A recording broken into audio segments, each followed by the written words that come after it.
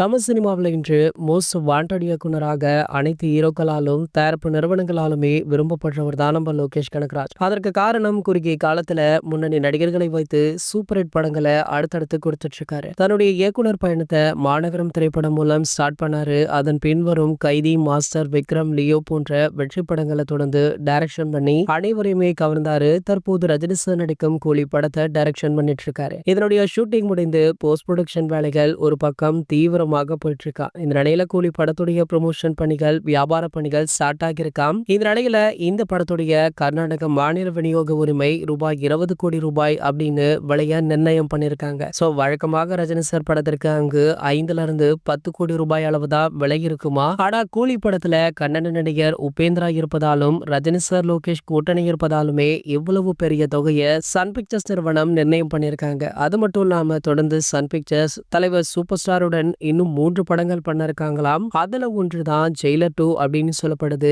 இன்னொரு படம் பாத்தீங்கன்னா நம்ம அட்லி அவர்களை வைத்து சூப்பர் ஸ்டாருக்கு ஒரு படம் பண்ண இருக்காங்களாம். சோ அதற்கான பேச்சுவார்த்தைகளுமே ஒரு பக்கம் தீவிரமாக நடைபெற்று வருவதாக சொல்லப்படுது. அநேகமாக சூப்பர் ஸ்டாருடைய அடுத்த திரைப்படத்தை அட்லி இயக்க கிட்டத்தட்ட அதிகப்படியான வாய்ப்புகளுமே இருக்கா. இது போன்ற செய்திகளை பத்தி நீங்க உடனே தெரிஞ்சுக்க நம்மளுடைய சேனலை மறக்காம சப்ஸ்கிரைப் பண்ணிக்கோங்க.